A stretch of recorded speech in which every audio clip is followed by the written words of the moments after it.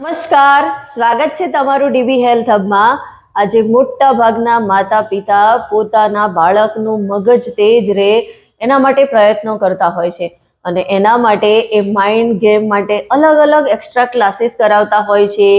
Brain active રહે, એનો દિમાગ તેજ થાય એના માટે અલગ માઇન્ડ ડેવલપમેન્ટના કોર્સ, એક્ટિવિટીઝ, ગેમ આવું બધું કરાવતા હોય છે। પણ આ બધાની સાથે સાથે આપણે આપણા બાળકનું ફ્યુલ જો વ્યવસ્થિત નહીં કરીએ, એટલે કે એને જે પોષણની જરૂર છે એ પૂરતા પ્રમાણમાં નહીં મળે તો દિમાગ તેજ થવાનું આપણે ભૂલી જવું જોઈએ, કેમ કે દિમાગને તેજ કરવા માટે પોષણ પણ એટલું જ જરૂરી છે। તો બાળકનું પોષણ જો જેટલું સારું હશે એટલી એની ઇમ્યુનિટી સારી થશે, ફિઝિકલ સ્ટ્રેન્થ એની વધશે અને મેન્ટલી પણ એ સ્ટ્રોંગ બનશે। એટલે કે ફિઝિકલ અને મેન્ટલ બંને રીતે એ હેલ્ધી બનશે અને ફિઝિકલ અને મેન્ટલી બંને રીતે સ્ટ્રોંગ બનવું ખૂબ જ જરૂરી છે। આજના સમયમાં મોટા ભાગના બાળકો ખાવાનું ખાતા નથી અને મોટા ભાગના માતા પિતાનો એ જ પ્રશ્ન હોય છે અને એમની એ ફરિયાદ હોય છે અને મારી પાસે પણ ઘણા બધા પેરેન્ટ્સ ફરિયાદ કરતા હોય છે કે અમારું બાળક સરખી રીતે ખાતું નથી, પેકેટ્સ ફૂડ વધારે ખાય છે, ડ્રિંક્સ વધારે પીવે છે, ચોકલેટ વધારે ખાય છે। તો આવા બધા પ્રશ્નો આપણી સામે આવતા હોય છે અને બાળક પૂરતા પ્રમાણમાં હેલ્ધી ખાવાનું નથી ખાતા, એના કારણે કુપોષણનો શિકાર બને છે। મેન્ટલી જેટલા સ્ટ્રોંગ બનવા જોઈએ, માનસિક આઈક્યુ એનો જેટલો સ્ટ્રોંગ હોવો જોઈએ એટલો થતો નથી। તો આપણે આપણા બાળકના ફ્યુલને બરાબર કરવો જરૂરી છે, એટલે કે એના ખાવા પીવામાં ચેન્જ કરવો ખૂબ જરૂરી છે। જો આપણે એના ખાવા પીવામાં અમુક વસ્તુઓ એડ કરીશું તો એનો દિમાગ જે છે એ રોકેટની જેમ તેજ દોડવા લાગશે। તો એના માટે શું કરવું જોઈએ? તો એના માટે આપણે આપણા બાળકના ખાવા પીવામાં એવી કઈ વસ્તુઓ એડ કરવી જોઈએ એ સમજવું ખૂબ જરૂરી છે અને એના વિશે જ આજે હું તમારી સમક્ષ વાત કરવાની છું। તો એના માટે મારી સાથે છેક સુધી બન્યા રહો અને હા, આ વિડીયો એવા માતા પિતાને પણ શેર કરો જે તમારા ગ્રુપ્સમાં હોય કે એમના બાળકોને પણ આવા પ્રશ્નો હોતા હોય, મેન્ટલી સ્ટ્રોંગ ના હોય, ફિઝિકલી સ્ટ્રોંગ ના હોય, ઇમ્યુનિટી ઓછી હોય અને એ રોગ પ્રતિકારક શક્તિ યાની કે વારંવાર બીમાર પડતું હોય, એ લોકોને તો ખાસ શેર કરો। તો આપણે આપણા બાળકોના ખાવા પીવામાં એવી કઈ વસ્તુઓ એડ કરવી જોઈએ? તો સૌથી પહેલા તો દહીંને આપણે આપણા બાળકના ખાવા પીવામાં સામેલ કરવું જોઈએ, કેમ કે દહીંની અંદર આયોડિન ભરપૂર માત્રામાં હોય છે, કેલ્શિયમ હોય છે અને એ સાથે સાથે જ વિટામિન B12 એની અંદર આવેલું છે, મેગ્નેશિયમ છે, આવા બધા જ પોષક તત્વો એની અંદર હોય છે અને દહીં આપણા બ્રેનને એક્ટિવ રાખે છે, મગજને તેજ બનાવે છે। તો મગજને સ્ટ્રોંગ બનાવવા માટે, તેજ બનાવવા માટે દહીં ખૂબ જ ફાયદાકારક છે, કેમ કે એની અંદર એન્ટીઓક્સિડન્ટ ગુણો રહેલા છે, પ્રોબાયોટિક, પ્રીબાયોટિક ગુણો અંદર આવેલા છે, એટલે એ બાળકના ગટ્સને સ્ટ્રોંગ બનાવે છે અને બાળકનું ગટ જો સ્ટ્રોંગ હશે તો એનું બ્રેન એક્ટિવ રહેવાનું છે, કેમ કે બ્રેન અને ગટ્સને કનેક્શન છે, કેમ કે આપણું બીજું દિમાગ જે છે એ ગટ્સ જ છે। બધા જ પ્રોબ્લેમો ગટથી શરૂ થતા હોય છે। તો આપણા બે દિમાગ જેમ આપણે મગજ અંદર બે છે એવી રીતે વાત કરીએ છીએ, એવી રીતે આપણા બે બ્રેન છે, આ બ્રેન અને ગટ્સ એ પણ એક બ્રેન જ છે। તો દહીંનો આપણે સામેલ કરવું જોઈએ અને લીલા શાકભાજી, લીલા પાંદડાવાળા શાકભાજી ખૂબ જ ફાયદાકારક છે। એમાં લ્યુટસ, પત્તાદાર જે શાકભાજી આવે છે, પાલક જે છે, એ બધા જ શાકભાજીની અંદર વિટામિન્સ ભરપૂર પ્રમાણમાં હોય છે। એની અંદર magnesium, potassium, fibre, flavonoid, folate, zinc આ બધા જ પોષક તત્વો આવેલા હોય છે અને આ બધા જ પોષક તત્વો મગજને સ્ટ્રોંગ કરવા માટે, બ્રેનને એક્ટિવ રાખવા માટે ખૂબ જ ફાયદાકારક છે અને મગજને શાર્પ બનાવે છે। તો બાળકોના ડાયટમાં આપણે આ સબ્જીઓનો પણ સમાવેશ કરવો જોઈએ અને સાથે જ ફ્રૂટ્સનો પણ સમાવેશ કરવો જોઈએ, કેમ કે ફ્રૂટ્સ પણ આપણા બાળકને ઇમ્યુનિટી પ્રદાન કરે છે, સ્ટ્રોંગ બનાવે છે અને બ્રેનને પણ એક્ટિવ રાખે છે, કેમ કે ફ્રૂટ્સની અંદર બધા જ પ્રકારના vitamins, mineral, protein, fibre, calcium, magnesium, phosphorus આ બધી જ વસ્તુ આવી જતી હોય છે।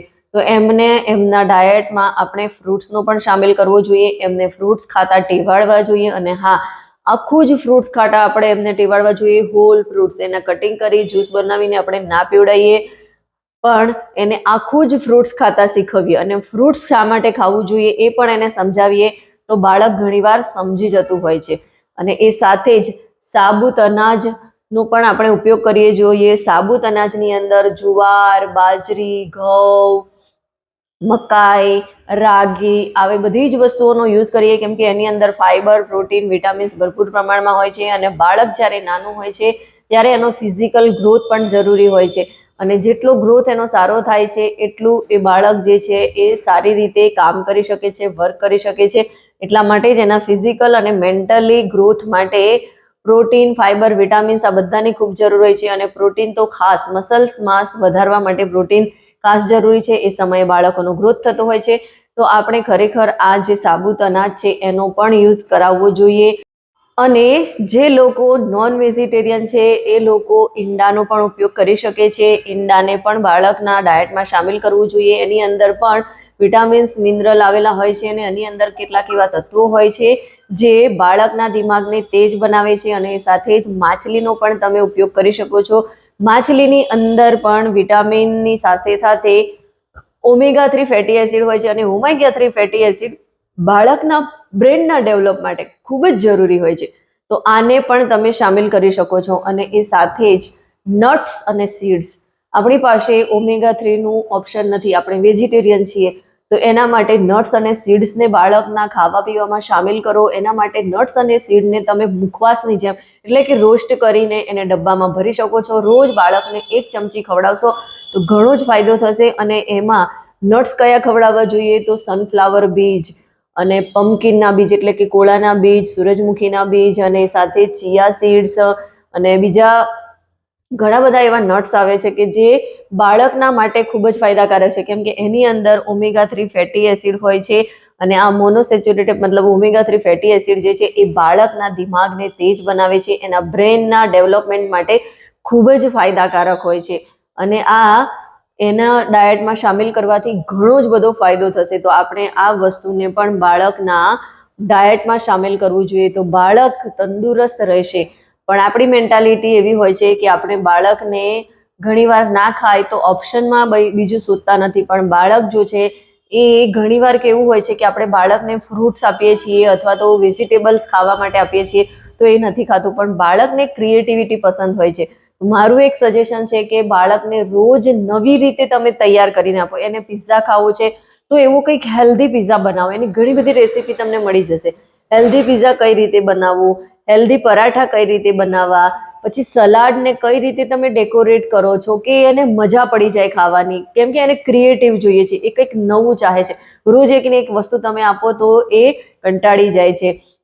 અને સાથે સાથે એના જે સલાડ બનાવો છો અથવા તો જે ફ્રૂટ છે એને પણ અલગ રીતે સર્વ કરો, અલગ રીતે ડેકોરેટ કરીને એને ખવડાવશો તો એને મજા આવશે. અને એને ખ્યાલ પણ નહીં આવે કે મેં કેટલી હેલ્ધી વસ્તુ ખાધી છે કે જે મને નથી ભાવતી.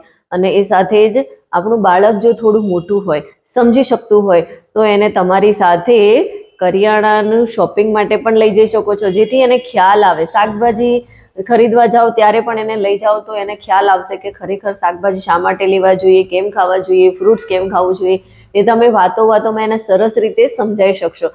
તો આ ટ્રીક પણ તમે અપનાવી શકો છો. અને એથી વિશેષ તમને એવો વારંવાર પ્રશ્ન રહેતો હોય કે મારું બાળક પ્રોપર પ્રમાણમાં ખાતું નથી, તો એના માટે શું ઓપ્શન? એના માટે એવું તો શું કરીએ કે જેથી બાળકના વિટામિન્સ, મિનરલ જે છે એ ફૂલફિલ થાય? તો એના માટેની જો તમારે સોલ્યુશન જોઈતું હોય તો મારી સાથે તમારો 1-to-1 કોલ બુક કરો. એના માટે કયું ન્યુટ્રિશન, કયું ફૂડ સપ્લિમેન્ટ બેસ્ટ છે કે જે આપણે બાળકને એક્સ્ટ્રા ઓર્ડિનરી તરીકે આપી શકીએ, એટલે કે એક્સ્ટ્રા જેમ આપણે બોર્નવિટા, હોર્લિક્સ આપતા હોઈએ છીએ, તો ખરેખર બોર્નવિટા, હોર્લિક્સ કયું આપણા માટે બેસ્ટ છે એ જાણવું હોય તો તમે મારી સાથે 1-to-1 કોલ બુક કરો. હું તમને ગાઈડ કરીશ કે તમારા બાળક માટે કઈ વસ્તુ બેસ્ટ છે. વિડીયો ગમ્યો હોય તો એને વધારેમાં વધારે લોકો સુધી શેર કરો અને મારી આ ચેનલને સબસ્ક્રાઈબ કરો.